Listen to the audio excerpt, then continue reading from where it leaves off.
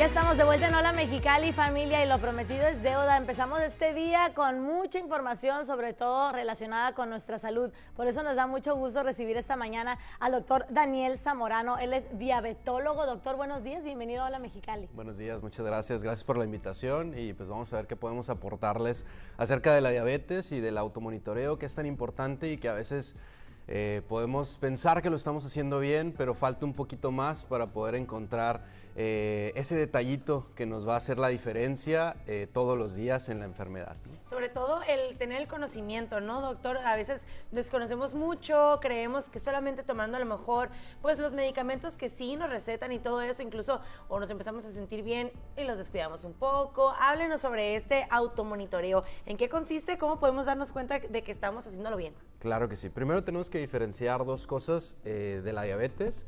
¿Qué es la diabetes? Y luego, ¿por qué vamos a hacer el automonitoreo? No solamente que el doctor te diga, tienes que tomarte la glucosa y empieza el paciente a hacerlo, pero no entiende por qué está haciendo ese proceso, ¿no? Y la primera parte que hablamos de qué es la diabetes, también hay que diferenciar que hay muchos tipos, principalmente diabetes tipo 1, diabetes tipo 2. La diabetes tipo 1 es el 10%, la diabetes tipo 2 es el 90%.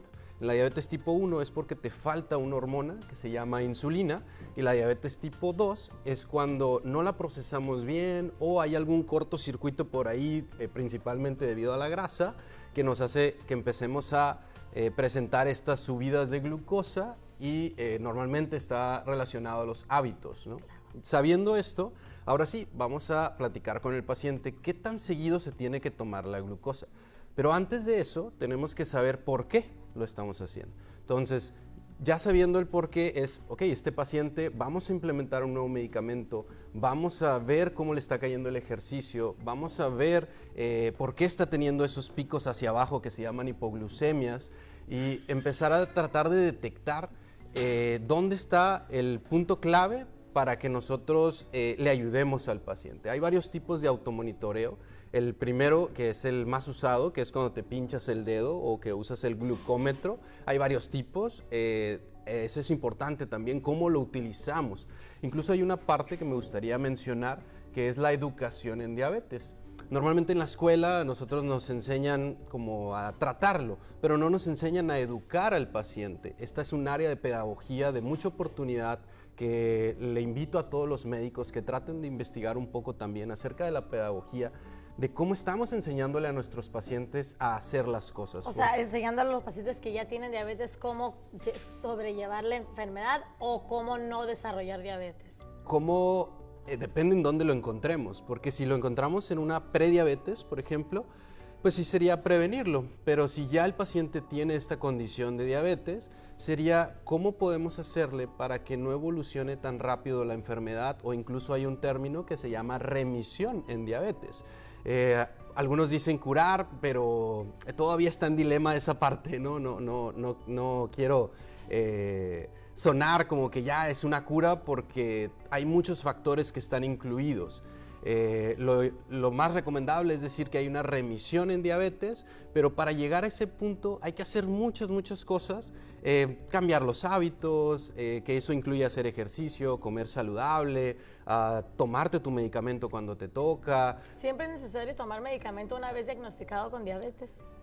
Al principio sí, porque muchas veces encuentras al paciente ya un poquito más dañado, descontrolado, fuera de metas, porque te llegan con algo de síntomas. Incluso hay un dato clave, que cuando tú haces el diagnóstico de diabetes tipo 2, normalmente ese paciente ya tenía de 5 a 10 años que presentaba la enfermedad. Wow. O sea, tenía ya mucho más tiempo él expuesto a esto, pero como es silenciosa, no nos damos cuenta. Eso es lo peligroso. Para cuando manifiesta síntomas ya pasó mucho tiempo. Ya pasó mucho tiempo, ajá. Y no es tarde, esto también es importante mencionarlo, porque muchos pacientes me llegan a la consulta asustados o preocupados, o de que, oye doctor, es que me va a pasar algo en los pies, me va a pasar algo a mis riñones. Normalmente tenemos tiempo, y eso es lo importante, y también para los médicos o para los pacientes que les acaban de dar el diagnóstico, tienen que aprovechar ese momento, porque es cuando más podemos ayudarle, porque luego el paciente no empieza a tener síntomas y es cuando lo deja a la larga. No, pues a mí no me va a pasar nada, me sigo comiendo mis panecitos, sigo Bajan la tomando mi guardia. refresco, ¿Y cómo bajan es la esto guardia. el automonitoreo? ¿En qué consiste para que la gente pueda tener una certeza de que lo está haciendo correctamente? Muy bien. El médico normalmente te va a decir, mide la glucosa en la mañana, ¿no? En ayuno, que eso es lo que la mayoría ha escuchado. Y empiezan a medir su azúcar o su glucosa en el ayuno, pero solamente lo vemos en un momento lineal de la película, ¿sí? Se cuenta que tú durante el día estás haciendo una película y al principio, pues nomás estás tomando la medición. Azúcar en la mañana, azúcar en la mañana, azúcar en la mañana. Pero resulta que tú tienes que ver toda la película. O sea, ¿qué pasa después de 2 horas de haber comido? ¿Qué pasa cuando hiciste ejercicio? ¿Qué pasa cuando te estresaste? ¿Qué pasa si te saltaste la comida? Entonces ahí es un punto que necesitamos pedirle al paciente, que se tome más veces la glucosa en diferentes horarios del día. Por ejemplo, algo que yo hago con mis pacientes es durante 14 días los estoy monitoreando, que ellos hagan un automonitoreo, empiezan en la mañana, un lunes tal vez, y luego 2 horas después de haber desayunado se la toman y hasta ahí. Son 2 piquetitos que vamos a recibir. Yo sé que no es algo cómodo, es algo que pues no queremos pasar por eso. Pero si vale ya- la pena. Pero vale la pena y si ya tenemos la enfermedad o la condición, pues hay que hacer un pequeño esfuerzo de años atrás que no hicimos algo para no tener esto, ¿no? Entonces empezamos a medir la glucosa así en escalerita o escalonado y nos da mucho más resultado porque el paciente también se da cuenta de qué es lo que está pasando durante su día y no solo en un punto de la mañana. Digamos que el primer día se la toma en la mañana en ayuno y 2 horas después de desayunar. El siguiente día se monitorea cuántas veces al día. Podemos hacerlo 2 veces al día, por ejemplo, en esos 14 días. Y luego de haber hecho el lunes en la mañana el desayuno, luego un martes en la tarde, en la comida, antes de comer, luego 2 horas después de comer. Ok. Y luego miércoles, ya en la Van cena. desfasando las- Vas haciendo el escaloncito, ¿no? Y luego ya en la cena, ahora sí, antes de cenar y 2 horas después de cenar. Ese es otro tema bien importante, el que muchos pacientes se saltan la cena pensando que porque no van a comer les va a ir mejor.